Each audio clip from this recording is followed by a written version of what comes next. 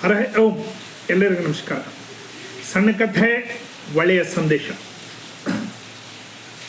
ಮನುಷ್ಯನ ಮೇಲೆ ಅನ್ನದ ಪ್ರಭಾವ ಹೇಗಾಗ್ತದೆ ಹೇಳ್ತಾರೆ. ಜೈಸ ಅನ್ನ ತೈಸ ಮನ್ ಅಂತ ಹೇಳಿ, ಅನ್ನದಂಗೆ ಮನಸ್ಸು ಬದಲಿ ಆಗ್ತದೆ.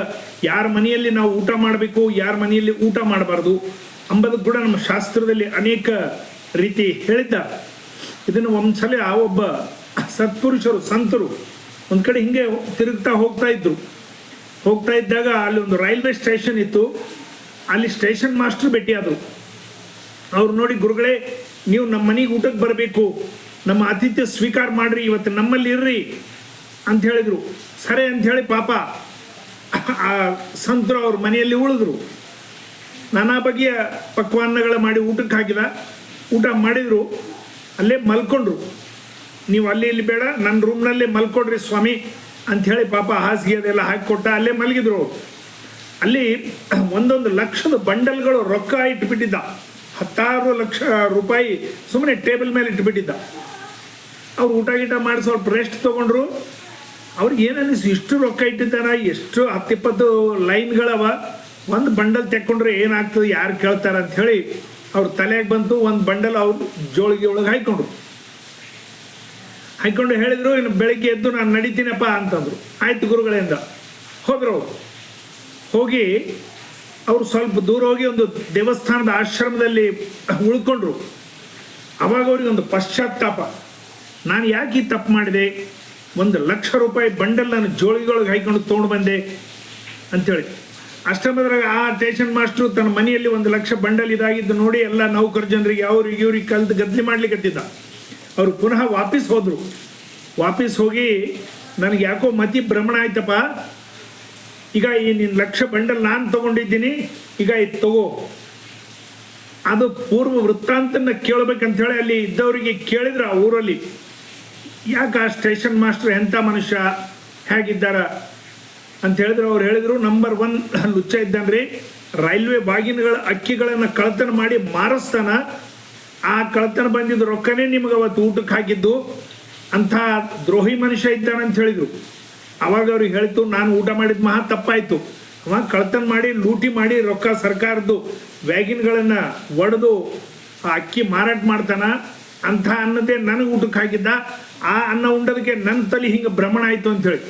ನೋಡ್ರಿ, ಅನ್ನದ ಪ್ರಭಾವ ಹೀಗಿರ್ತದೆ.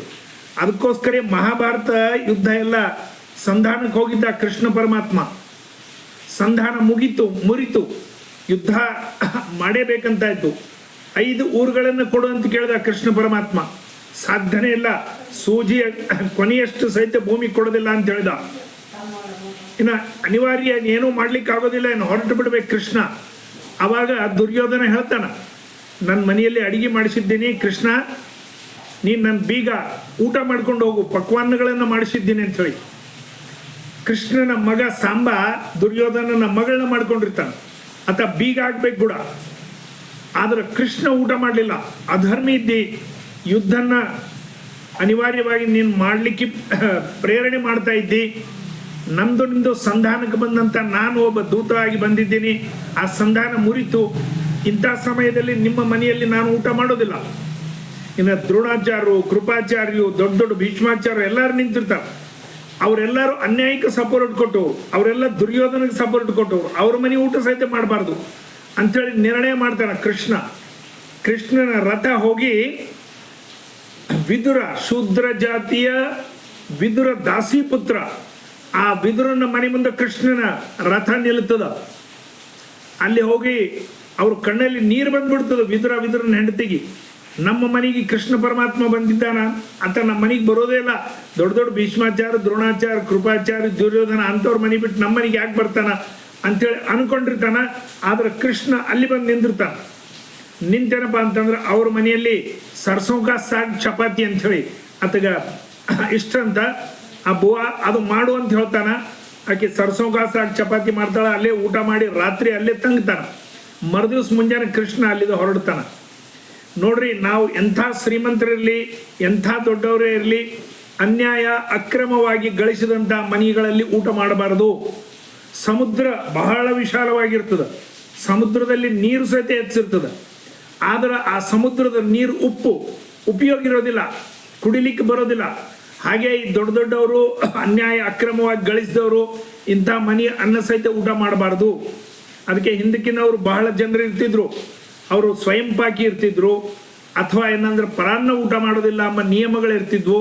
ಇದೆಲ್ಲ ಕಾರಣ ಇದೆ, ಮನುಷ್ಯನ ಬುದ್ಧಿಯ ಮೇಲೆ ಪ್ರಭಾವ ಮಾಡ್ತದೆ.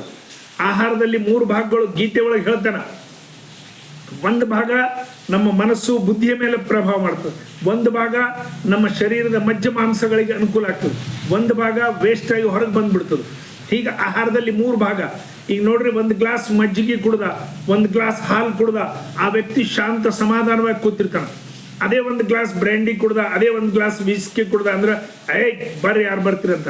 ಅಂದ್ರೆ ಆ ಆಹಾರದಲ್ಲಿರ್ತಕ್ಕಂಥ ಸೂಕ್ಷ್ಮ ಭಾಗ ಮನುಷ್ಯನ ಬುದ್ಧಿಯ ಬ್ರೈನ್ ಮೇಲೆ ಕೆಲಸ ಮಾಡ್ತದೆ. ಅದರಲ್ಲಿಂತವ ಒದರ್ಲಿಕ್ಕೆ ಚಾಲು ಮಾಡಿಬಿಡ್ತಾನೆ. ಕಾರಣ ಸಾತ್ವಿಕ ಆಹಾರನ ಊಟ ಮಾಡ್ರಿ, ಸಾತ್ವಿಕರ ಮನೆಯಲ್ಲಿ ಊಟ ಮಾಡ್ರಿ, ಸಜ್ಜನರ ಮನೆಯಲ್ಲಿ ಊಟ ಮಾಡ್ರಿ, ಒಳ್ಳೆ ಜನರ ಸಹವಾಸದಲ್ಲಿರ್ರಿ ಅಂಥೇಳಿ ನಮ್ಮ ಶಾಸ್ತ್ರಗಳು ಹೇಳ್ತಾವ. ಕೃಷ್ಣ ಪರಮಾತ್ಮ ನಡೆದು ಬಂದ ದಾರಿ ಸಹಿತ ಅದೇ ಅದ. ನಾವು ಸಹಿತ ಅದೇ ರೀತಿ ಇರಬೇಕು. ಎಂಥ ಶ್ರೀಮಂತರೇ ಇರಲಿ, ಎಂಥ ಬೇಕಾದವರು ಇರಲಿ, ಎಂಥ ದೊಡ್ಡ ದೊಡ್ಡ ರಾಜಕಾರಣಿಗಳಿರಲಿ, ಅವರ ಮನೆಯ ಅನ್ನವನ್ನು ಊಟ ಮಾಡಬಾರ್ದು. ನಾವು ಉಪವಾಸ ಇದ್ರೂ ಪರವಾಗಿಲ್ಲ, ಅಂಥವ್ರ ಮನೆಯಲ್ಲಿ ಊಟ ಮಾಡಬಾರ್ದು. ಇದು ನಾವು ಕೆಲವು ಮಕ್ಕಳಿಗೆ ಹೇಳಬೇಕು. ಈ ರೀತಿ ಸಣ್ಣ ಸಣ್ಣ ಕಜ್ಜಿಗಳಲ್ಲಿ ದೊಡ್ಡ ಸಂದೇಶ ಇರ್ತದೆ. ಭಾರತ್ ಮಾತಾ ಕಿ ಜೈ. ಎಲ್ಲರಿಗೆ ತಲೆಬಾಗಿ ನಮಸ್ಕರಿಸುತ್ತೆ.